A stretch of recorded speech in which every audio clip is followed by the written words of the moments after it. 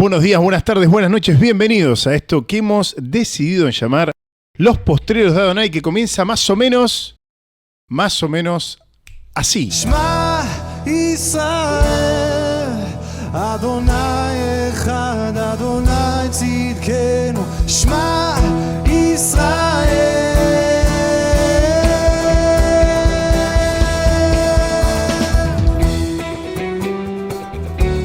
Bueno, tenemos el día de hoy un programa extremadamente complejo. Un programa en el cual nosotros anteriormente, si nos escuchaste, si nos viste, habíamos subido la vara a un nivel bastante alto, porque estábamos hablando sobre, primero, la inspiración de la escritura, de la Biblia, luego sobre la inerrancia, y nuestra propuesta de hoy es continuar hablando de la inerrancia y ver si nos da el tiempo para empezar a tocar los pasajes desafiantes. Y en esto quiero hacer una distinción, pero antes estoy obligado, por amor y cariño, a presentar a quien tengo a mi izquierda, Franco Reyes, que te saluda de esta manera. ¿Cómo están? Muy buenas, lo que sea del otro lado. Y por supuesto, claro, no podemos olvidar a Elías Valencia, que te saluda así. Buenas tardes para mí, no sé, para los que escuchan, pero como decías vos, José, hoy tenemos un programa más que interesante y más que desafiante, porque siguiendo el hilo del programa pasado acerca de la inerrancia de las escrituras, que bueno, ahora vamos a traer los pasajes controversiales que hay acerca de esa supuesta inerrancia de las escrituras. ¿Será así? Efectivamente, ¿vos qué opinas, Franco? ¿Qué es lo que nos va a traer el programa de hoy? Como controversia. Para mí, controversia. Mucha controversia, o sea, Sí, nos sí, metemos sí. en un terreno fangoso. Para todos, para los que leen, para que no leen. Mucha brea, mucha dificultad, un terreno que no muchos se animan a transitar y que trae, por supuesto, divisiones, malinterpretaciones, pero con esto a mí me gustaría también agregar que nadie que sea un no nacido de nuevo, o sea un falso profeta, o sea un falso maestro, puede afirmar lo que en este programa vamos a afirmar. Quiero empezar de esa manera, porque la inerrancia bíblica, la argumentación de la misma y su defensa solamente puede ser realizada no por los hombres, sino por el Ruach HaKodesh, por el Espíritu Santo. Y los únicos que tienen el Espíritu Santo, según sabemos por la fiesta de Shavuot, Pentecostés, por el nuevo pacto de Jeremías 31 en adelante, y lo que nos explicó el Mashiach, el Mesías, en Juan 14, 22 en adelante, el Espíritu Santo solamente está y mora dentro del corazón del Mikdash de aquellos que han nacido de nuevo. Así que, con mucho amor, esperamos poder compartir esto, no solamente para brindar una ayuda a nuestros hermanos, no solamente para defender la gloria del Creador, sino para traer paz sobre aquellos que hasta el día de hoy tal vez están turbados por nosotros, creyendo que tal vez nosotros vamos por un camino alejado de la verdad de Dios. Empezamos entonces el programa de esa manera, ¿qué les parece? Excelente. Muy bien. ¿Sí? Excelente. Yo quiero iniciar recordando qué es la inerrancia de las escrituras. Me encanta. Para continuar el hilo que veníamos trayendo. Se define como inerrancia de las escrituras a que la escritura no puede tener ningún tipo de error. También, ya sea en fe y práctica, y en otros campos de estudio, ya sea historia, ciencias y demás, geografía. Así que a partir de eso vamos a ver si la escritura cumple verdaderamente con esta característica. Con esos criterios, ¿no? Hablamos de qué inerrancia significa básicamente para la Real Academia Española, para nosotros en nuestro idioma es sin error, pero no solamente sin error, es siendo sin error, o sea, existiendo, estando sin error, y eso completa lo que Eliahu, lo que Elías estaba diciendo, ¿no? Está siendo sin error. Habíamos dicho en el programa anterior que surge entonces la pregunta, ¿qué es error? ¿No? Y entonces, ¿puede la Biblia usar aproximaciones y todavía estar sin error? supuesto. ¿Puede un autor del Brit Hadashah, del Nuevo Testamento, citar libremente el Tanaj, el Antiguo Testamento, y decir que la cita es sin error? ¿Puede un escritor bíblico usar lenguaje descriptivo sin comunicar error? Y por último, ¿puede existir narraciones diferentes del mismo momento sin cometer error? Estas son preguntas que alguien que busca la verdad con honestidad intelectual debe hacerse sin miedo, porque Yeshua es la verdad y la verdad resiste todo análisis. Bien, yo creo que hay que comenzar por ahí, ¿no? O sea, yo reconozco, creo que reconocemos todos que muchas veces los detalles de la escritura incluyen aproximaciones, habíamos dicho, ¿no? Textos citados no exactamente. Pero algo que quiero compartir en este programa es que utiliza el lenguaje descriptivo. Utiliza el lenguaje descriptivo y esto es sumamente importante. Habíamos hablado en el programa anterior de no definir inerrancia en el sentido negativo del término, sino por qué no definirlo en el sentido positivo del término. ¿Recuerdan? Sí. Bien. Sí. Esto significaría que la Biblia simplemente, que inerrancia en la Biblia significa simplemente que la Biblia enseña la verdad. Y la verdad no tiene error, o sea, con esto no estoy escapando, sino que estoy definiendo un paradigma distinto. O sea, la verdad puede incluir aproximaciones, citaciones no exactas, lenguaje descriptivo y narraciones diferentes de un mismo evento. Mientras que esto no se contradiga. Habíamos puesto un ejemplo, dos ejemplos en el programa anterior. ¿Se acuerdan cuáles fueron? Yo había dicho que Elías, por ejemplo, como ejemplo, por favor, no vayan a la casa de Elías pensando que ganó este dinero. Había dicho que, contado un cuentito, diciendo, bueno, Franco vino y me dijo que Elías el año pasado ganó $100.000. Yo, incrédulo ante este evento, me movilizo con rapidez hacia Elías, un poco movilizado por mi deseo pecaminoso de ser parte de sus ganancias, y le pregunto, che, Elías, ¿es verdad que ganaste $100.000? Y Elías me respondería que no, gané $101.500. Una respuesta muy exacta. Claro, él respondería como él es, y Franco me hubiese contado como él es. Por eso le pedí a él que me responda así. Porque él va a ir a lo exacto. Elías es así. Franco fue a lo general. Ahora, la declaración de Franco, ¿fue una declaración errante? No. Franco me dijo la verdad. No pequé. No hubo error en él. Ahora, ¿por qué? Porque es un lenguaje descriptivo. Es un lenguaje descriptivo. Después le puse otro ejemplo, muchachos. El otro ejemplo fue de una experiencia que yo tuve viviendo en el sur, en Río Negro, en General Roca, y yo podría decirles algo que lo pienso. Digo, el corto tiempo que viví en el sur, en la Patagonia, vi la salida del sol más espectacular que jamás he visto. Y ustedes me podrían responder, ¿de verdad, posta, che? ¿En serio? A lo cual yo diría, sí, es la verdad. Ahora, mi declaración, con su propio uso del lenguaje descriptivo, es verdad, aunque el sol no se levanta sobre el alto valle de Río Negro, porque nosotros sabemos astronómicamente cómo funciona. Y tampoco es verdad en el sentido absoluto de que mi valoración del hecho es universal. No todo el mundo va a creer, va a pensar que, digamos, que cómo se levanta el sol en el alto valle de Río Negro es lo más lindo que hay en el mundo. Ahora, mi declaración, ¿es errante? No. Entonces, el problema de la inerrancia, habíamos dicho, haciendo una introducción, el problema de la inerrancia parte, primero, como siempre, como dijo Yeshua, que su pueblo se pierde por falta de conocimiento, y por supuesto los indoctos tuercen las escrituras, siempre. La inerrancia parte de no darle el esfuerzo intelectual que la escritura requiere. Sí, yo quiero añadir a esto la importancia de por qué la Biblia tiene que ser inerrante.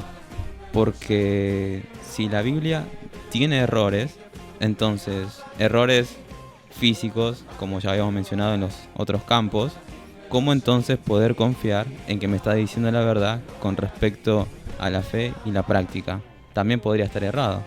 Así que esto es la verdadera importancia de por qué estamos defendiendo y argumentando acerca de este tema. Lo que vos, Elías, estás diciendo es que entonces, si hay, aunque sea un solo error en la Biblia, entonces tengo una Biblia errante, ¿no? Y esto un poco, hoy veía un reel de un muchacho con el que tengo le tengo cariño, no puedo decir amigo, pero me gustaría tener una relación de amistad con él, que está en, digamos, las antípodas de mi pensamiento. Y él hablaba de que, bueno, no cree ni que Elohim, Dios, haya puesto a Yeshua como pago de nuestros pecados y su sacrificio y nada, pero que le parece que Jesús es un buen tipo. Es un gran tipo, ojo. Ahora, ¿puede ser un gran tipo alguien que a sí mismo se llama Dios? Te puedo haber dado un consejo hermoso, pero ¿vos irías al Borda y seguirías el consejo de un tipo que se cree Dios y está dentro del Borda? Digo, ¿es buen tipo? Es un loco. ¿Es un loco? O un mentiroso. O mentiroso. Entonces acá tenemos el problema, ¿no? Seguimos subiendo la vara, por supuesto. Pero esto es así. O sea, a Yeshua o le crees o no le crees, pero no nos pongamos en el medio. ¿Por qué digo esto? Porque justamente hay un montón de gente que cae en 1 Corintios 5:11. O sea, diciéndose seguidor del Mesías, como no dedican el tiempo necesario o no nacieron de nuevo para tener las capacidades, empiezan con esto de que la Biblia contiene errores y no se sientan a laburarlos. Hablando un poco de eso, sobre errante, ¿no? Es innegable que algunos pasajes de la Biblia para nosotros tienen problemas. Es una realidad. Son complicados. De la misma manera como, por ejemplo, cuando yo estaba en la Facultad de Medicina estudiando nutrición, realmente me fue muy complicado balancear, bioquímica. Realmente pero bioquímica tenía problemas, ¿no? El que tenía problemas era yo. Aprobé bioquímica, gracias a Dios, sí, pero... O, por ejemplo, cuando, no sé, ahora estoy estudiando filosofía y algunos aspectos de algunos filósofos me parecen un tanto complicados. Yo también, el otro día agarré un libro de hidráulica porque tenía que repasar. Explica por qué, porque sos profesor. Sí. Bueno, soy profesor de mecánica en colegio secundario y estaba repasando con un libro de hidráulica y estaba demostrando por qué la presión en todos los puntos es igual, y era muy complicado la demostración física de eso. Bueno, pero a lo que ibas vos con el ejemplo de bioquímica, el tema era muy complicado. El tema es muy complicado. Por ejemplo, yo estoy terminando la maestría en asesoría financiera y hubo un par de temas, un tema en particular que fue realmente muy complejo. Muy complejo, no en la capacidad de entenderlo, sino en armarlo, que fue los indicadores de coyuntura. Tuve que hacer un trabajo con los indicadores de coyuntura que era realmente para decidir dejar esa maestría, ¿no? Lo mismo sucede con hebreo. Hay cosas en hebreo, estoy estudiando en hebreo, que son realmente muy complicadas. Pero bueno, a lo que voy es a esto. La complejidad en el problema, lejos de ser negativo, es una bendición. Y vos me decís, ¿qué, Rulo? ¿Cómo es esto? ¿Cómo? Sí, hermano, amigo, querido. Porque mirá la creación, mirá la complejidad que hay en la creación. Este libro no puede ser menos complejo. ¿Ok? Entonces hay complejidad y hay que aceptarla. La cuestión de la inerrancia no involucra problemas interpretativos en sí, o sea, ni debates referentes al mejor tipo de texto. En eso no hay problema. Sin embargo, hay problemas de aparente discrepancia, vamos a decir, números que no concuerdan, diferencias en pasajes paralelos, declaraciones aparentemente no científicas. Eso es lo que toca la inerrancia, ¿no? Los errantistas y los inerrantistas como nosotros, que creemos que la Biblia es palabra plenamente inspirada por Dios, es infalible, es inerrante y es útil para instruirnos en justicia, que nos ha traído la salvación y el nuevo nacimiento solo por la obra de Yeshua en la cruz, por gracia. Bien, pero tanto los errantistas como los inerrantistas tienen igual acceso a todos los datos relacionados a cada uno de estos problemas. ¿Verdad? Cada pasaje, ambos tenemos las mentes capaces para tratarlos también. Ambos podemos leer las conclusiones de los otros, pero no llegamos a un acuerdo. ¿Saben por qué? Por lo que dije al principio. Están los nacidos de nuevo y están los no nacidos de nuevo. En cambio, bueno, los errantistas nada, han entendido que la Biblia contiene errores. Por lo tanto, digamos, el errantista no ejercita una opción de inferir que cualquiera de esos mismos problemas puede ser ejemplo de un verdadero error en la Biblia. O sea, nosotros lo vemos distinto. Y me gustaría dar una ilustración para esto, si me permiten. A ver. Imagínate que estás muy felizmente casado con tu mujer. ¿Mm? Llegas a tu hogar antes de la hora esperada. ¿Mm? Y ves a tu esposa despedir a un caballero muy elegante. Claro. Saliendo en su carro. Se va. Un saludo muy afectuoso le dio. ¿Qué pensarías de él? Claro, si tu confianza en tu esposa es total y firme por los años de buenas experiencias y gratas que han compartido juntos,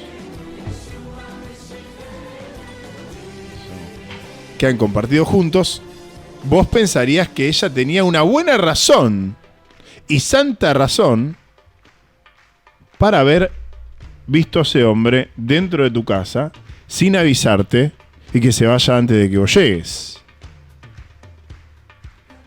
Aunque tal vez la pícara curiosidad en el esposo Elías, yo, dudaríamos de su lealtad.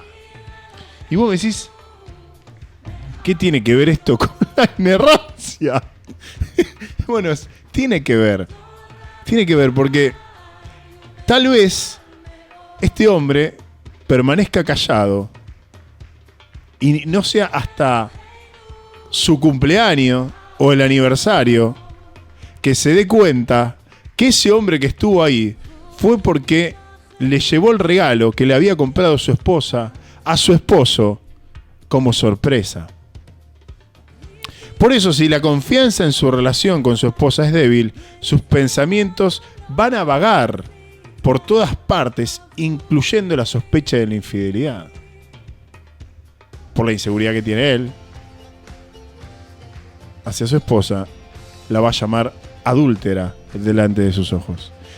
Y vuelvo, ¿qué tiene que ver esto, Rulo, con la inerrancia y la errancia? Bueno, no, pará, es bastante clara la analogía.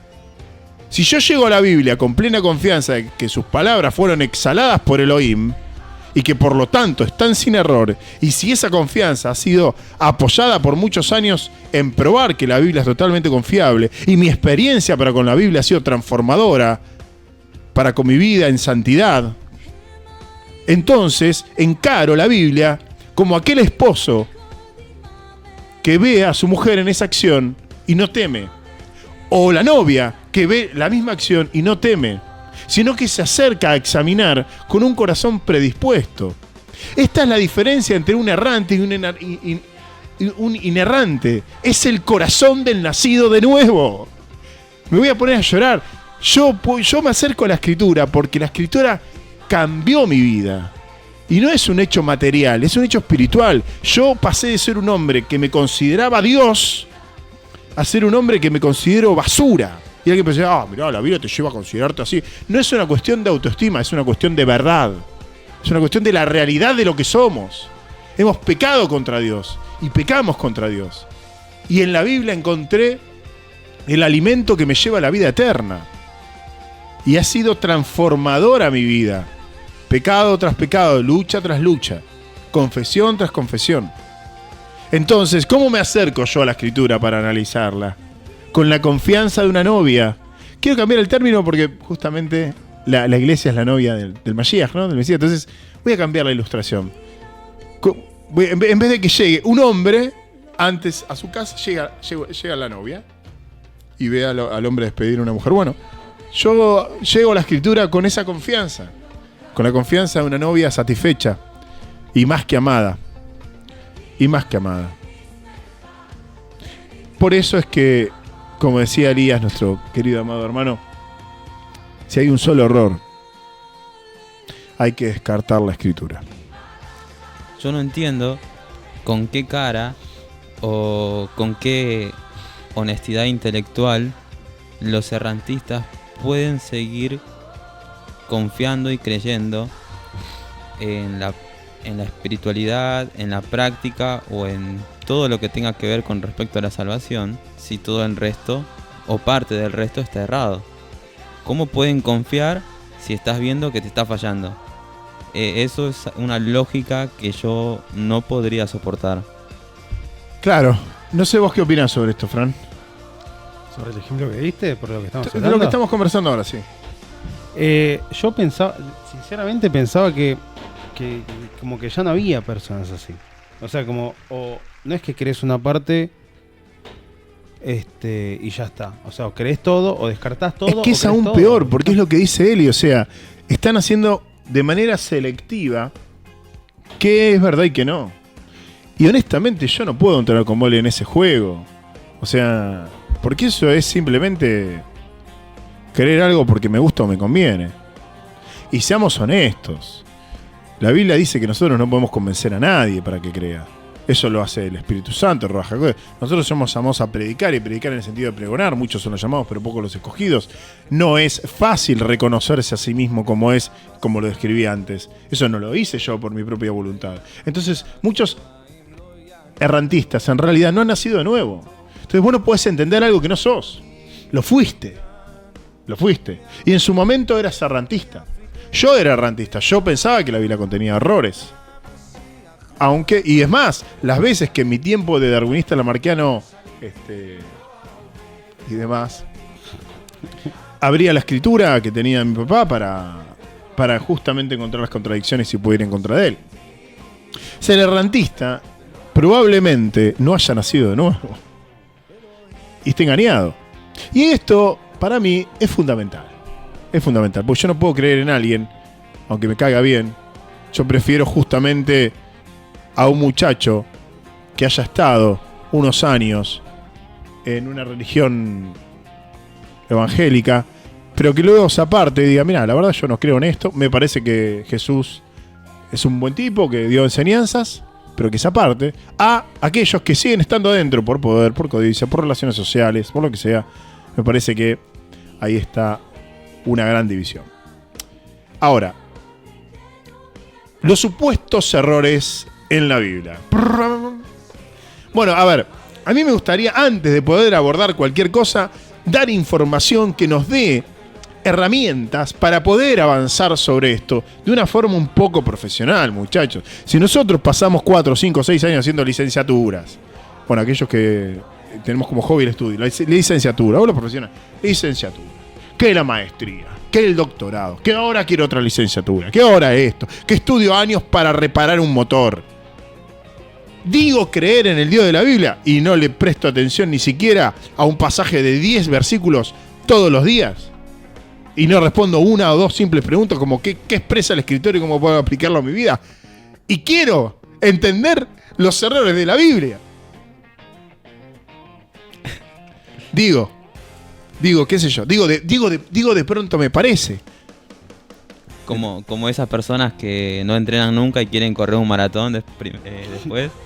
A mí me ha pasado. ¿Y cómo te fue? Sí, estamos. Ni siquiera fui. Pero estuve hablando de que iba a correr 42 kilómetros. Hasta que corrí el bondi. Y bueno, casi tengo una arritmia. Ahora, volviendo al tema, ¿no? Franco querido, amado de mi corazón. Vos sabías que hay un montón de tipos de lenguaje, ¿verdad? Sí, claro. Excelente. No. El guión de lengua, ¿no? El don de lengua. Bueno, yo opino, sujeto a error, por supuesto, siendo yo un ser errante, opino que acá la disputa que hay con este libro es no lograr entender, porque no le ha sido revelado, porque algo también que queremos compartir acá es que ningún conocimiento viene de nuestra mente, sino del Padre de las Luces que da la sabiduría que viene de lo alto. Por lo tanto, no hay orgullo en nosotros frente a esto, sino que esto es un ministerio público y con vehemencia, delante de los hombres, defendemos algo que creemos. Puede parecer orgullo, puede parecer soberbia, puede serlo. Ni el querer conocerlo. No solamente que el conocimiento no viene de nosotros, sino que nuestra propia carne no quiere saberlo tampoco. Yo, en vez de estar estudiando la escritura o cualquier cosa, me gustaría estar jugando al LOL todo el día o hacer otra cosa todo el día. Pero Dios pone el querer como el hacer y Él me motiva a hacer estas cosas. Sí, en mi caso hay una pelota muy grande y una parrilla. A mí me gustaría, Quédate ahí nada más. a mí me gustaría estar ahí, ¿eh? A mí me gustaría estar ahí y he tenido problemas con el alcohol, así me gustaría abrir una birrita, ¿eh? ¡No!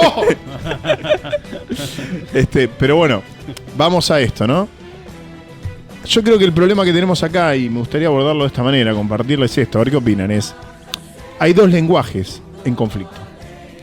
Y cuando uno descubre esto, que para mí fue fundamental, hace ya unos muchos años atrás, estaba en mis momentos de instituto bíblico, era muy tarde por la noche, metido aún de forma clandestina en la biblioteca, estaba luchando contra la inerrancia bíblica.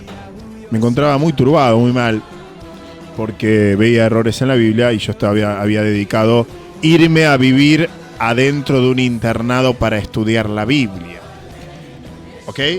Tenía 18 años, o sea, había dejado todo atrás, aunque poco tenía, y me había metido adentro de un internado para estudiar la Biblia y de repente abro y veo que tiene errores, o sea, era para colgarme. Entonces, yo decía, bueno, todavía tengo tiempo de apostatar. Todavía tengo tiempo de apostatar. Pero bueno, encontré algo. Lo que encontré es que la disputa es más simple de lo que se piensa. Y es entender el tipo de lenguaje. Claro. Y hay muchos. Pero hay dos en conflicto acá. Por ahí vos, Eli, siendo profesor de ciencias duras. No soy de literatura, por la duda. Bueno, no, pero justamente, por ahí ese es más mi campo. Pero está el lenguaje científico. Y está el lenguaje descriptivo. Bueno, acá está el problema. Acá es donde está el problema. Cuando uno encara la escritura buscando todos los tipos de lenguaje, la pifiaste. Cuando buscas el lenguaje científico, la pifiaste, porque no es un libro de ciencia. En mi caso, claro, buscaría algo todo literal. Claro, vos vas a buscar la literalidad. Y el lenguaje descriptivo es muy interesante. El lenguaje científico, a ver, por eso dije que era necesaria una introducción. Evidentemente, es probable que tengamos que abordar otro programa para agarrar los pasajes, porque no vamos a escapar a la vara que hemos elevado, sino que vamos a agarrar los pasajes conflictivos. Vamos a ver si llegamos hoy. Algunos por lo menos. Pero esto es necesario entenderlo. El lenguaje científico informa sobre un tema en concreto. Va dirigido a un receptor experto en el contenido tratado. Resulta de difícil comprensión para quien no conoce el tema. Usa una terminología específica al tema tratado. Presenta gran objetividad. Ese es el lenguaje científico. ¿Estamos de acuerdo, Elías? Sí, es muy específico y tenés que conocer el tema porque si no, no vas a entender nada. Sí, inclusive terminologías. Bueno, ahora, por tanto, digo, ¿sería lógico que el creador del universo, que ha demostrado tanta sabiduría en toda su creación, como dice Romanos capítulo 1, versículo 22 en adelante, que utilice el lenguaje científico para revelar, para la revelación especial, como le decimos nosotros los teólogos, escribir un libro en lenguaje científico para que sea comprendido por todas las culturas, naciones y lenguas? O sea, ¿no te parece como que no da? O sea, nosotros, siendo nada frente a él, ¿no concluís que sería inútil hacer eso? Entonces, ¿qué opción nos queda? La opción en la cual el hombre se comunica. ¿Y cuál es? El lenguaje descriptivo. Y el lenguaje descriptivo, o el texto en este caso, el descriptivo, es aquel que define el tema que se está tratando, o sea, lo define, y consiste en representar con palabras el aspecto o apariencia de personas, animales, objetos, paisajes, lugares, cosas, o tal vez, una de las cosas más importantes para nuestro tema de hoy, definir una situación. Es distinto. Es el lenguaje que nosotros usamos para estar hablándote ahora. Es el lenguaje que usamos para los ejemplos que usamos sobre el dinero de Eli, sobre esto de cómo se eleva el sol, ¿no? Bueno, es el lenguaje descriptivo. O sea, la descripción puede ser subjetiva, literaria, estática, dinámica, objetiva, técnica. Tiene diferentes características. ¿Puede un lenguaje descriptivo tener, léxico técnico? Sí, claro, por supuesto, pero no deja de ser descriptivo.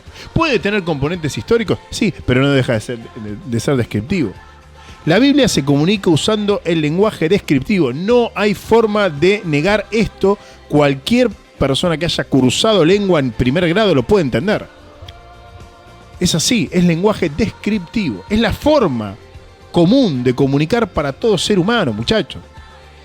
Y esto es importante, porque es el libro escrito para el ser humano. Pero los seres humanos de todas las culturas, lenguajes y naciones, como dijimos recién. Y aquí radica la razón principal del por qué el Ruach HaKodesh, el Espíritu Santo, usa el lenguaje descriptivo.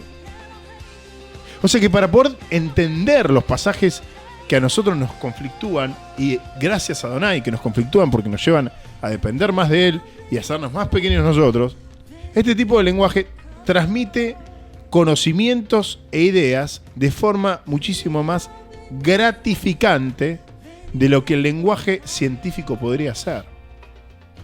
Ya que el lenguaje científico carece de esa capacidad en su propia naturaleza, es un lenguaje cuadrado, ¿o no, Eli? Así es, totalmente de acuerdo. El descriptivo es más gratificante. Encima es más general, un poco inexacto, puede ser hasta más burdo, por así decirlo. No requiere una precisión absoluta como si sería el científico. Coincido completamente. Entonces podemos decir que, o concluir que ha sido acertada la elección del lenguaje descriptivo por parte de Elohim, por parte de Dios, para comunicarse con nosotros. Porque de esta manera puede abarcar a todo tipo de personas. No. Es capaz de llegar a todos, y yo lo noté así, es capaz de llegar a todos los, muchos son los llamados y pocos los escogidos. De esta manera puedes llegar, por eso este libro es el libro que más ha trascendido en toda la historia de la humanidad. Aunque ha sido prohibido durante miles de años y te mataban si lo tenías. Porque es un libro que contiene la verdad. Y esta verdad es sin error. Entendiendo ahora el lenguaje descriptivo, y si te acercás a nosotros y nos dejás que lo abordemos de esta manera, empecemos entonces con algún que otro ejemplo de error. Veamos. A ver, ¿qué tenemos? ¿Tenemos alguno o empiezo yo? No, Eli tiene, creo. No me quemé. No me quemé, que tengo dos versículos. Claro. Es el primero y el último. Claro. Si no, arranco yo. ¿Arranco? Tiene más de lo que tengo yo. Bueno, Franco ya me llamó, así. Listo, Eli. Lo quemé. No quiero huir. Has sido invocado. Sí. Encima fue que me ayudó con lo que tengo. Con lo que encontré. Bueno, vayamos a Mateo 27. No, mentira. No. Ya estoy en Mateo 27. ¿Ya estás en Mateo 27? Fue como profético. A ver. Hoy estamos estrenando fondo, chicos. Estamos estrenando fondo. Es verdad. Estamos estrenando fondo de parte de del Ágora. Bien.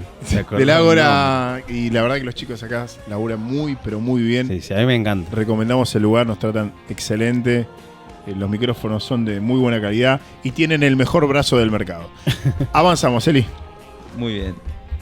Bueno, Mateo 27, a partir del versículo 3, en adelante narra acerca de la historia de la finalización de Judas, ¿no? Cómo terminó y toda la situación. Claro, sí, que se ahorcó. Acá en el versículo 5 dice: y arrojando las piezas de plata en el templo, salió y fue y se ahorcó. Claro, o sea, Sí, señor. ¿cómo fue la situación?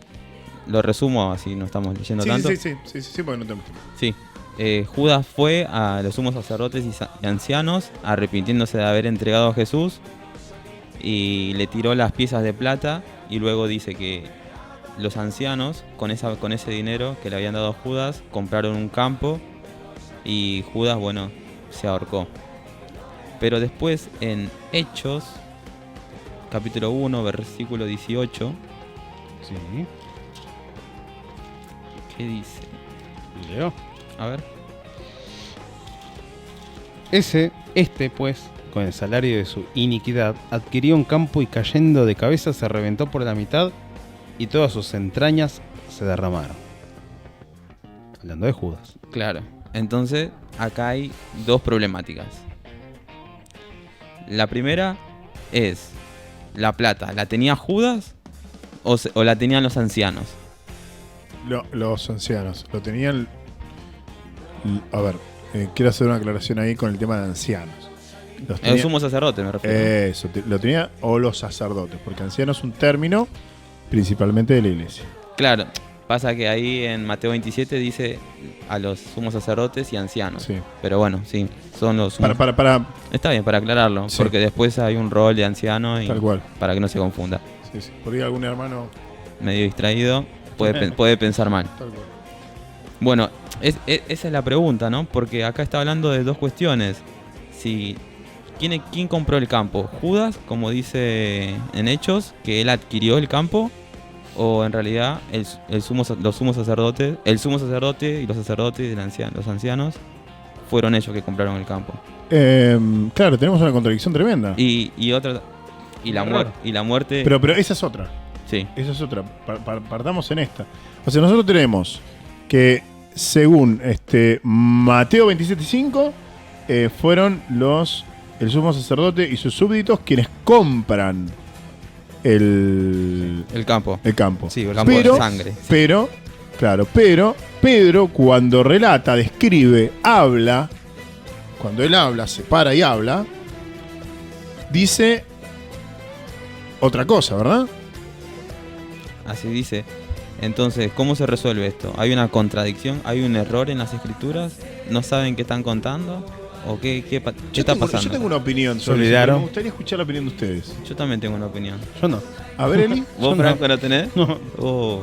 Sobre el otro sí. Yo De la muerte, sí, yo pero tengo acá no. una opinión sobre esto. Es más, no me había percatado de ello. Ah, bueno. Yo estaba comparando las dos historias y dije, no solamente tenemos el problema con la muerte, sino que también tenemos el problema del campo y de la adquisición. Es que para mí el problema del campo y la adquisición es un problema más grave El de la muerte. Sí, que de la muerte. Sí. Porque acá estamos hablando de un hecho muy concreto donde dice que uno lo compró y el otro compró. Claro. Acá hay error, ¿eh? Perdón. Eso es porque yo... Bueno, No, me pero- muevo. Acá hay error, aquí hay error. Aquí hay error. Bueno, esto fue uno de los pasajes que me conflictuaron muchísimo. ¿En serio? Sí. Ah, es personal entonces. Sí, esto fue personal. Y fue lo que me fue y este pasaje, cuento una anécdota personal, me acercó a Yeshua. Fue uno de los pasajes que me acercó a Yeshua, me alejó de Jesús en el buen sentido, y me fue acercando a las raíces de... ¿Cuál es la solución, Elías?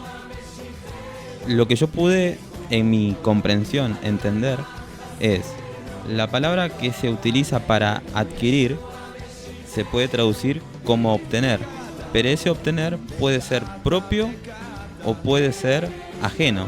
En este caso está hablando acerca de que ese dinero era de Judas, pero lo obtuvo a través de la compra de los ancianos, de los sacerdotes y de sumo sacerdotes. Esa es la comprensión que yo he llegado. Bueno, es correcta y me gustaría darte una info muy, muy interesante. A ver.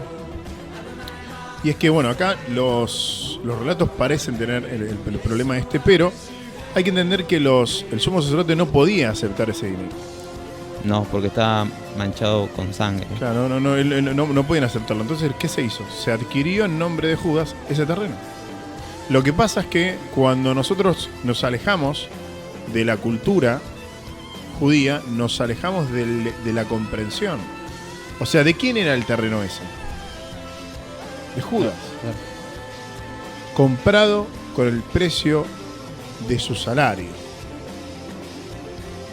¿Quién lo adquirió? El sumo sacerdote. Pero en realidad, en términos de consecuencia de pecado, lo compró él. Así es. Él adquiere ese campo como consecuencia de su pecado, le guste o no le guste. O sea, él quiso rechazar su salario, pero no, bebé. La justicia de Dios te alcanza. Es así, el hombre o es alcanzado por su amor o es alcanzado por su justicia. No hay chance. Entonces esto se resuelve entendiendo cómo era el manejo, ¿sí? Entre los levitas, entre los sacerdotes y el sumo sacerdote. No podían aceptar ese dinero y se compró el campo de sangre. La solución es muy simple. Ambos son correctos. ¿Y la muerte entonces? Se murió. Quiero eso de la muerte. ¿Se murió ahorcado o se murió que se cayó de cabeza y se reventó las entrañas? Bueno, quiero escuchar tu solución porque... Yo quiero escuchar la de Franco. Quiero escuchar la solución de Franco. Mateo 27:5, y arrojando las piezas de plata en el templo salió y fue y se ahorcó. Bien. Y después en Hechos tenemos que dice: adquirió campo y cayendo de cabeza se reventó por la mitad y todas sus entrañas se derramaron. Me parece bastante lógico pensar que una vez que se ahorca, se cae de cabeza, se revienta por la mitad y todas sus entrañas se derramaron. Porque si uno lo ve más cerca y dice, che, se está ahorcando. Y si yo lo veo más a lo lejos, che, mirá, se cayó, se rompió todo. ¿Qué pasó? No, es que se cayó y se murió. ¿Entendés? No tengo confusión al respecto. Por eso, ¿ustedes qué piensan?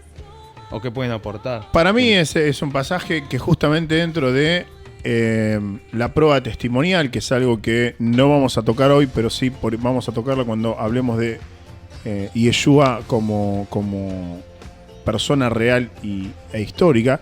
Pero la prueba es una prueba testimonial, ya que lo que tenemos son dos personas relatando el mismo hecho, pero relatándolo desde el punto de vista que a la persona le parece importante. Sí, lo enriquece más al hecho. Claro, ¿qué pasa si solo hubiese escrito una sola persona, hubiese dicho, se ahorcó, la rama se partió, bien, se partió la rama, se cayó, muchos campos tienen piedras enormes, y su cuerpo se abrió, hinchado por la putrefacción gaseosa debido a las bacterias. Bueno, claro. fue eso lo que pasó para mí, ¿no? Es Claro, decir, claro. estaba ahorcado, el cuerpo empezó a descomponerse. en un campo que era de él, una persona que había sido rechazada por todos. No, estaba solo él se ahorca en soledad. Entonces, ¿qué es más valedero? ¿Que una misma persona relate todo el hecho completo o que dos personas relaten el hecho y los mismos se complementen? No, los dos testigos. Dentro de lo que es la prueba testimonial, el método histórico y el lenguaje descriptivo, a mí me es más enriquecedor lo que ha sucedido, porque me prueba que el hecho ocurrió. Judas existió y Judas se suicidó. ¿Qué pasó? Se ahorcó. ¿Qué pasa? Vos te ahorcás y obviamente si vos te ahorcás en una rama, en algún momento esa rama, es probable que se parta, y si tenés un terreno y ese terreno tiene un declive y ese terreno es dentro de Jerusalén, porque seguramente así fue, o Galilea, cerca de ahí, el hecho es totalmente ocurrible. Ahora, ¿por qué? El punto es por qué uno cita una parte y el otro cita otra. Eso me recuerda cuando habían agarrado a Jesús y uno le estaban pegando y le dice, profetízanos, Cristo, ¿quién te golpeó? Pero si le estaban pegando, ¿por qué tiene que profetizar? No se entiende. Pero en el libro de Lucas nos dicen que Jesús estaba vendado los ojos, por eso le estaban diciendo que profetice. Y esa prueba de ambos testigos te da un panorama más amplio acerca de lo que estaba pasando, que es este mismo caso, ¿no? Dos perspectivas diferentes están contando sobre un mismo hecho. Efectivamente, es la gran prueba testimonial, ¿no? Digamos, nosotros utilizamos y los animamos a todos aquellos que quieran abordar la escritura de una manera un poco distinta, es utilizar el método histórico, utilizar el método legal. Bien, que dentro del método legal tenés la prueba testimonial. El método legal es algo que se utiliza el día de hoy, parte de la ciencia, del conocimiento humano.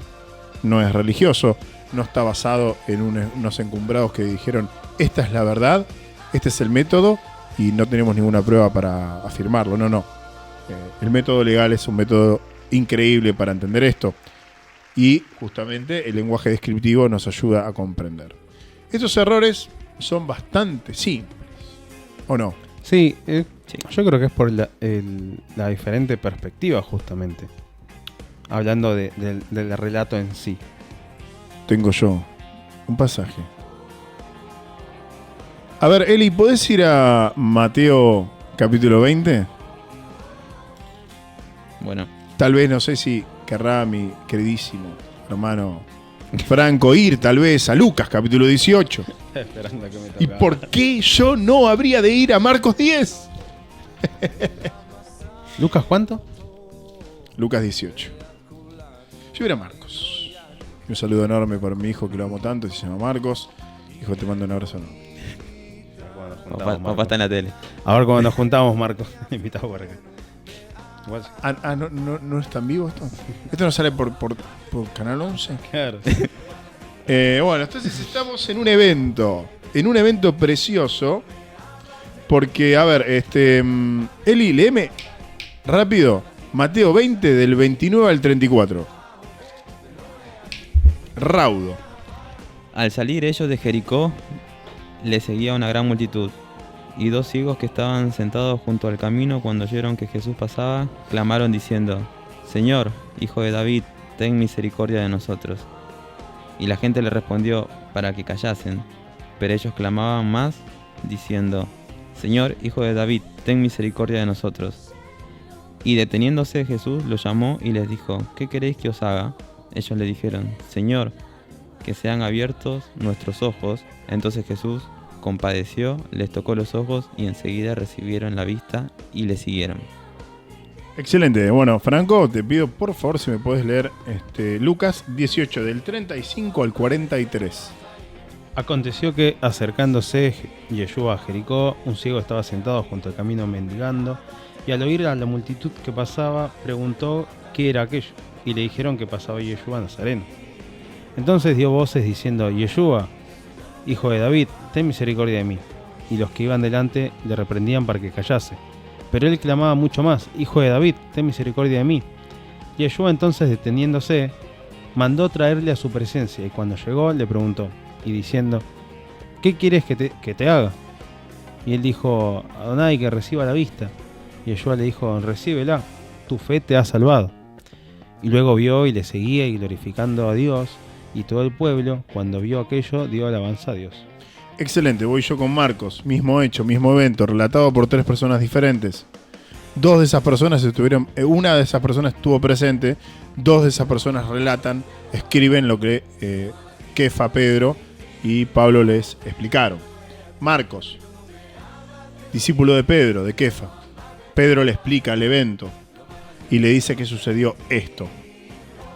Versículo 46 del capítulo 10 de Marcos. Entonces vinieron a Jericó, y al salir de Jericó, Yeshua y sus discípulos, y una gran multitud, Bartimeo el ciego, hijo de Timeo, estaba sentado junto al camino mendigando. Y oyendo que era Yeshua Nazareno, comenzó a dar voces y a decir: Yeshua, hijo de David, ten misericordia de mí. Y muchos le reprendían para que se callase, pero él clamaba mucho más: Hijo de David, ten misericordia de mí. Entonces Yeshua, deteniéndose, mandó a llamarle.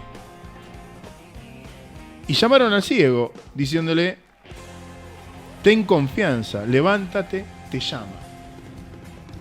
Entonces, arrojando su capa, se levantó y vino a Yeshua. Respondiendo Yeshua le dijo, ¿qué quieres que te haga? Y el ciego le dijo, maestro, que recobre la vista. Y Yeshua le dijo, vete, tu fe te ha salvado. Y enseguida recobró la vista y seguía a Yeshua en el camino. Entonces acá tenemos que Marcos y Lucas hablan de solamente un ciego que recibió la vista, mientras que Mateo habla de dos.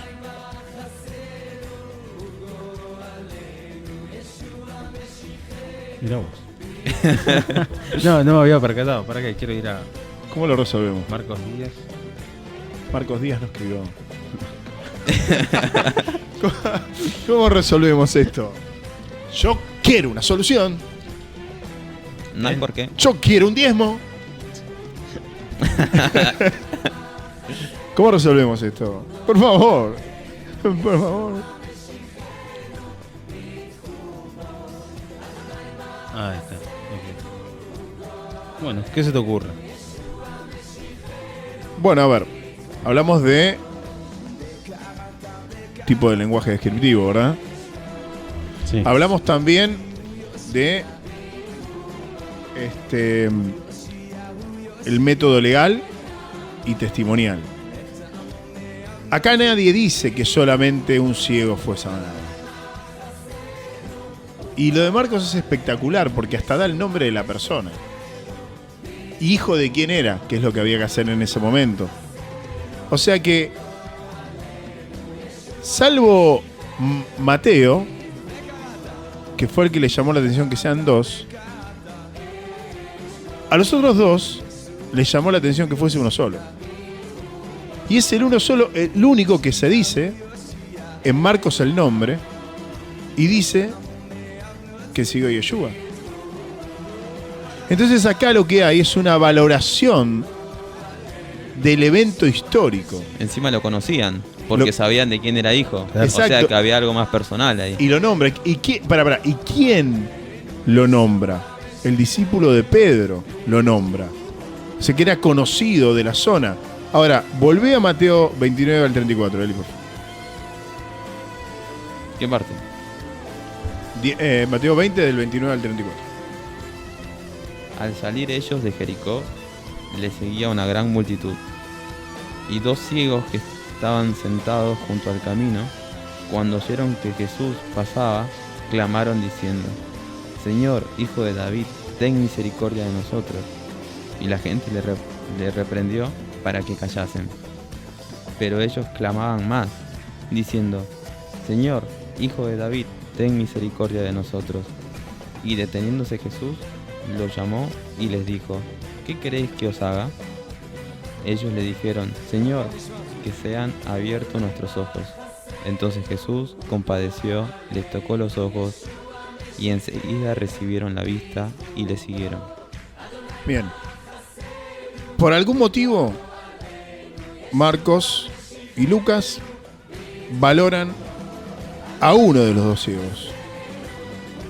Por lo de Marcos, creemos que es justamente, hay que entender esto, ¿no? El Evangelio no es un libro que se publicó en la editorial CLIE en 1998 y publicitado en todas las... No, esto es una carta de un grupo de perseguidos que todos van a terminar muertos y torturados por creer en Yeshua. O sea, esto era un libro clandestino. ¿Bien? En eso estamos de acuerdo. Vamos a dar información. Ok, esto fue escrito en persecución. Esto es como, a ver, vamos a poner un ejemplo inexacto y tal vez peca al hacerlo. Si así, pido perdón. Cuando digamos, en la Rusia comunista, en lo que fue el Octubre Rojo y los primeros años donde millones de personas murieron, cualquier libro de texto, carta o papel escrito en contra del régimen eras acusado de traición y o te mandaban al exilio, o te mandaban a trabajo forzado, o te mataban. Bueno, esto era lo mismo, muchachos, ¿ok? No quiero politizar el tema, para nada, sino que quiero poner el ejemplo. Estos son textos de personas perseguidas, no es que... Porque muchos no lo saben. Y está bueno contarlo, que en realidad esta gente estaba siendo perseguida. Vos decís que Mateo estaba priorizando el anonimato de estas personas. Yo creo que Mateo no le importó. Mateo tiene una característica que es por ahí más parecida al lenguaje que usás vos. Mateo es más de los recuentos, ¿entendés? Mateo parece tener una personalidad, parece, digo yo, ¿no? Más de lo específico. No, 1, 2, 3, 4. Y pasó así, pasó acá, y había 3 y 8. En cambio, Kefa necesitaba ayuda para escribir. Y Marcos y Lucas hizo una investigación y fue aprobada por Pablo. O sea, lo que la gente está buscando como un error, en realidad es una prueba testimonial. Yeshua sanó un ciego llamado de tal manera, y evidentemente había un otro que fue caído en anonimato. Esto no es que haya un error. Un error sería si la escritura dice, si Mateo dice, y en este evento Yeshua sanó a un solo ciego. Solamente. Claro. Ahora, hay gente que puede decir, bueno, pero esta es una aplicación que a mí no me convence. Bueno, a ver, que vos no te convenza no significa que literariamente no sea correcta. O sea, la explicación es correcta. Satisfacer tus deseos emocionales es algo para lo cual yo no estoy acá. Digamos, nosotros estamos acá para demostrar que esto no es un error. ¿Sí? Y si te sentás un poquito en la prueba testimonial, en el método legal, en el método histórico, en esto del lenguaje descriptivo, te vas a dar cuenta que no hay error. Que yo omita un dato no implica un error, porque es un lenguaje descriptivo. Es lo que dijimos de La Plata. ¿Te acordás de La Plata de Elías? Bueno, no, Que no la tengo. que no la tiene, no por la favor. tengo. Tengo que trabajar No todavía. la tiene, guiña, guiña. Así que, nada, esto es un ejemplo que para mí tiende a ser conflictivo. Está muy bueno. Sí, Está muy sí, bueno. sí, Vos- totalmente. Vos hablabas de que Mateo le gustaba contar. Para mí creo que a Mateo le gustaba contar. Pero yo encuentro un problema acá que Mateo no sabe contar. A ver, mostrámelo. ¿Cómo va a tener un problema? Vas ¿Cómo va a tener un vas a problema? ir ahí. Voy a ir Vas ahí. a ir ahí. Voy a ir ahí. ¿Cómo va a tener un Ahí, problema? vas a ir ahí. Yo sé que vas a ir ahí. ¿Cómo va a decir? Para. Dale, dale. Sí, Pero te era vas el ya a encargado. lanzarla esa, che. ¿Cómo se va a, Bueno, ¿cómo que se va a que sea lo que equivocar? Ross quiera. Dale, mandala. Vamos. Bueno, en Dale, dale. Mateo capítulo 1, Mateo está explicando la genealogía de Jesús, ¿no? Sí. Porque él tiene que ser descendiente del rey David, como dice la profecía. Sí. Bueno, él separa en grupos de 14 y cuenta la genealogía, finalizando diciendo, de manera que todas las genealogías desde Abraham hasta David son 14, de David hasta la deportación de Babilonia 14, y desde la deportación de Babilonia hasta Cristo 14. Claro. Perdón, Mateo 1:17. Bueno, Mateo era publicano, es decir, contador de impuestos, recaudador de impuestos, ¿no? O sea Contador. que matemáticamente el chabón no podía errar. Encima, Encima contaba hasta 14, ¿no? me voy a meter la cuchara, pero encima este versículo 17 es como que dice, bueno, para que sepan que, para que vean que no me equivoco, es como un sello de seguridad escritural de acá 14 acá 14, fíjense. Claro, Es como para que sepan está que- construyendo una cerca por si alguien toca el texto, diga, bueno, acá faltó una descendencia, acá alguien metió mano. Y así sucedió. Y esperemos, ¿no? Porque, bueno, vamos a contar rápido. Jeconías 1 engendró a Salatiel 2, que engendró a Zorobabel 3, que engendró a Abiud 4, que engendró a Eliakim 5, que engendró a Azor 6, que engendró a Sadoc 7, que engendró a Akim 8, que engendró a Eliud 9, que engendró a Eliezer 10, que engendró a Matam 11, que engendró a Jacob 12. Bueno, y ahí termina y después dice que va a Cristo. Bueno, son 13, dice acá. Tenemos un problema grave. Y el problema es más grave, no es solamente, entonces la Biblia erró. Es un problema, trajo un problema muy complejo, no sé quién lo trajo. Es un problema más complejo, porque primero, más allá del error, el Mesías tenía que venir del linaje de David, de ambas partes. Claro, María o sea, y José. Claro, o sea, después tenemos. Esto entra dentro de la contradicción de las genealogías de Yeshua frente a lo que hace Lucas, ¿no? También. Entra en conflicto. ¿Cómo resolvemos esto de que nos falta ahí un pasito, Eli? Porque este es un problema tanto lo de Mateo y lo de Lucas, un problema que no tuvo solución hasta hace muy poco. Para simplificar, Ahí ¿no? vamos. ¿Cuál es el problema acá? Que dice que tiene que haber 14 y hay 13. Sí, señor. Entonces, ¿cómo se resuelve esto? Bueno, gracias a unos textos del Mateo hebreo que se ha encontrado recientemente, gracias a un judío caraíta llamado Nehemías Gordon, donde dice, acá a lo último, 16. Jacob engendró a José, marido de María, de los cuales nació Jesús. En realidad, en vez de decir marido, dice esposo, por lo cual estaba contando la genealogía de María y no de José. Así que con ese tenemos el 13 y Jesús sería el 14. Efectivamente, y acá es donde se entiende lo que está haciendo Mateo. Mateo lo que está haciendo es darle valor legal a la genealogía de Yeshua como Mashiach, Sí, perdón. siendo hijo en la carne de David. Dijo, donde dice marido, en realidad es esposo, dijiste. Sí. Acá, pero marido y esposo es lo mismo. Digo, perdón, Ahí hijo, está. hijo, Ahí hijo, está. perdón. Eh, Era hijo. Después Bien, haremos bien ahí. un programa específico Claro, sobre la en genealogía realidad, de Yeshua. cuando dice Jacob engendró a José, marido de María, es padre, porque el papá de María se llamaba José y el esposo también se llamaba José. Sí, ¿Bien? sí. No, por eso, por la No, aclaración, no. porque Perdón. había dicho un sinónimo. Bueno, Para eso estamos. no importa. A ver, para que entienda el público, esto es una solución que se ha encontrado hace muy poco. Es una solución fáctica, es un hecho fáctico. Esto está resuelto. ¿Por qué lo cita Elías? Por pasión y por amor al Señor, porque esto ha sido un problema que no habíamos podido resolver en muchos siglos, 2000 años. Habíamos sacado conjeturas y había habido manos de escribas malintencionados que lo modificaron hasta que un judío, caraíta, no rabínico, se puso a laburar en esto y encontró los textos reales y ahí encontramos que esto se ha resuelto.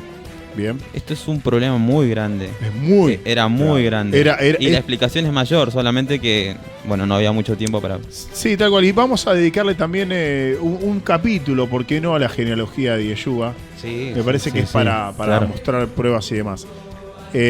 Nos quedan pocos minutos, muy pocos minutos, para terminar. Lamentablemente, como dijimos, es mucho laburo. Hay muchos más. Después veremos si el próximo capítulo volvemos a tocar más texto. No sé si quieren rápidamente hacemos alguno más, rapidito o no. Sí. Uno rápido. Uno rápido. ¿Puedo meter uno rápido? Bueno, dale, mete uno rápido. Sí. Rápido, lo cito, lo hablo, lo digo rápidamente porque ya me miran del otro lado del vidrio Y viene el otro programa. y me dicen, con mirada compasiva me dice, extendete todo lo que quieras. Que la gracia del Señor está con nosotros. Es así, a ver, 1 Corintios 18 versus, es que yo lo hago así, no sé cómo lo harán ustedes, pero yo lo hago como si fuese un ring, ¿entendés? Entonces pongo 1 Corintios 18 versus número 25.9. En 1 Corintios 18 dice que 23.000 personas murieron en un día, pero números 25.9 dice que 24.000. Anda números 25.9. Anda a Corintios 18. O sea, muchachos, acá hay un error evidente, diría José Manuel antes de nacer de nuevo. Acá hay un error evidente. Te agarraría este texto y te diría, mira acá, ¿ves la contradicción? O sea, vos decís que este libro lo exhaló Dios y Dios no se acordó cuántos habían muerto. ¿Me entendés?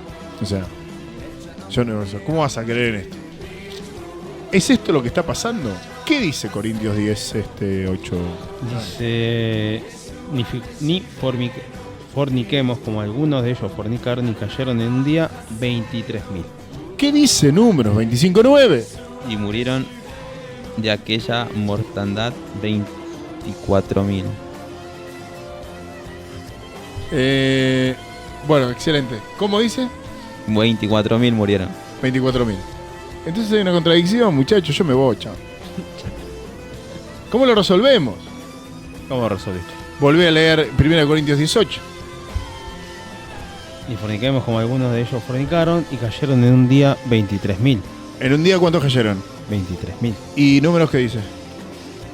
Y murieron de aquella mortandad 24.000. Ok, perfecto. Lo que está diciendo Pablo, lo que está haciendo, porque Pablo en 1 Corintios veníamos con el problema que tenemos en Corintios 5, este chabón que se estaba acostando con la esposa con su madrastra. O sea, veníamos de que en la congregación había más pecado que afuera, loco. Veníamos manejando ese tema. ¿Y qué sucede? Él agarra y aborda el tema diciendo, escuchame, por problemas como esto, en un solo día murieron 23.000 personas, hermano. O sea, no es una cita inexacta. Es más, brinda más información. No hay contradicción. La mortandad total generó 24.000 muertes. Pero en un día fue la mayor cantidad de muertes, fueron 23.000. O sea, lo que está haciendo Pablo es diciendo, alertando, diciendo a la congregación de los hermanos que estaban viviendo en la ciudad de Corinto, diciendo, muchachos, dejen de hacer esto. Porque mirá que si Dios no los perdonó a ellos, no lo va a perdonar a ustedes, ¿eh? En un día murieron 23.000 personas, date cuenta. Pero eso lo podemos entender si utilizamos el lenguaje descriptivo y si leemos las cosas como son, como una carta, viejo. Es una carta, léela como una carta. Es una comunicación, no es un libro histórico. Entonces vos tenés que utilizar la lectura como una carta. Te está diciendo algo, es como si estuviese al lado tuyo. Te dice, escuchame una cosa, dejá de hacer esto. Porque acordate de lo que pasó. En un solo día murieron 23.000, ¿eh? ¿Está diciendo que no murieron 24.000? No, que en un solo día murieron 24.000. ¿Hay contradicción? ¿Hay error? No, ahora, si vos dejabas pasar esto, decías, la pucha, la Biblia tiene errores, debo creer en otra cosa que me dé más satisfacción. ¿No? Claro. Bueno, ahora no, esto está resuelto. Ahora ven que, si logro compartir esto, te vas a empezar a dar cuenta que en realidad es más fácil de lo que parece. Solamente tenés que prestar atención a los detalles, a lo que está diciendo, cómo lo está diciendo, a quién se lo está diciendo. Hermenéutica básica, bebote de mi corazón. Tengo que ir cerrando y cerramos diciendo esto. ¿Te puedo traer algo? Por favor. Por favor. ¿Te puedo traer algo rápido y de paso a ver si lo puedes explicar? Raudo. Bueno, está bien. Santiago 2:24 dice, vosotros veis pues que el hombre es justificado por las obras y no solamente por la fe. O sea, la justificación es por obras y no solamente por la fe. Pero Romanos 3:28 dice que somos justificados por la fe sin las obras de la ley, sin obras. ¿Entendés? Uno dice que somos justificados por obras y otro dice que somos justificados por fe. Bueno, este sí, un texto que me ha traído muchos problemas también en su momento. Y nos sirve para cerrar el programa de hoy. Por eso. Siempre hay que hacerse preguntas para encontrar la respuesta. En realidad, y esto lo sabemos por nuestro propio pueblo y nuestro propio maestro, lo que importa no son las respuestas. Lo que importa son las preguntas. Y eso demuestra también humildad. Es preferible tener preguntas que hacer que respuestas que dar. Y acá lo que nosotros nos tenemos que preguntar es, ¿de qué está hablando el apóstol Jacobo, Santiago? ¿De qué habla? De una fe práctica, de una fe viva, de una fe... ¿Cómo es la fe verdadera? Así es. ¿No? Bien. La Entonces, manifestación de la fe. Exacto. ¿Cómo reconozco yo la fe? Perfecto. Pablo, en 3:28, ¿de qué está hablando? La justificación. La justificación legal acerca de cómo somos salvados. Entonces los temas son distintos. Sí. No hay contradicción. No hay contradicción porque los temas son distintos. Está hablando de cosas totalmente diferentes. Exactamente. Y alguien podría decir, pero Santiago dice, ¿no ves que la obra trabajó en conjunto con la fe para su justificación? Por supuesto que sí, porque si vos no tenés las obras que provienen de la fe, no hay salvación, pero la salvación no te la da la obra, o sea, no hay cosa que puedas hacer para pagar tu pecado. O sea, si vos dañaste, no hay resarcimiento de daño. No podés pagar, campeón. Entonces lo que está diciendo Jacobo es lo que también un poco va a tratar el mismo Pablo en Romanos, cuando nosotros, los seguidores del Mesías, somos acusados de que, entonces yo creo y ya está. Ya está. Yo creo y ya está. No. Dice Yeshua que tenés que tener frutos. O sea, si vos sos salvo, tenés que tener frutos. Si no, no sos salvo. Y hay dos tipos de frutos. El fruto del Espíritu y el fruto de la palabra. El fruto del Espíritu, paz, paciencia, bondad, benignidad y el fruto de la palabra, que es sembrarla en otros y que otros nazcan de nuevo, y cumplas la gran comisión de predicar el evangelio y discipular, que lo tenemos que hacer todos, porque todos somos sacerdotes. Entonces no hay contradicción. Lo que hay en realidad es una respuesta a los evionistas y otros más, y judíos, que nos acusaban en ese tiempo de estar yendo en contra de la Torá. Cuando Yeshua dijo que él no vino a abolir la Torá, sino a cumplirla. Y la palabra griega para abolir nos habla de soltar, ¿no? Yo no he venido a soltar, a destruir la Torá, sino a cumplirla. Entonces, ¿cómo es yo de interpretar estos pasajes en el contexto adecuado? Santiago escribe, y eso lo vemos en el prólogo, a los judíos en la dispersión. Pablo escribe a los gentiles, a los creyentes que no eran judíos, y nos enseña algo muy importante, Santiago, que es: si tu fe no te genera obras, ¿realmente crees en el Mesías? Te mandamos un abrazo grande, que Dios te bendiga, y espero que nos vuelvas a escuchar, ver o mirar el próximo programa. Y recomendanos, che. Calificanos, danos un me gusta, un no me gusta, compartilo. Compartíselo principalmente a esa persona que no le caemos bien, que piensa distinto, que está en las antípodas de nosotros. O compartíselo a esa persona que lo necesita, que necesita una palabra de ánimo. Sí, y además, perdón, si piensan distintos, si piensan que estamos equivocados, comenten por qué creen que estamos equivocados, que queremos saber. Exacto. Si creen que somos unos falsos profetas, falsos maestros, o que venimos del maligno, también comentá. Estamos prestos a recibir a todo aquel que esté presto a recibirnos. Que Elohim los bendiga y hasta la próxima. Hasta la próxima. Shema Yisrael, Adonai Echad, Adonai Tzidkenu. Shema Yisrael.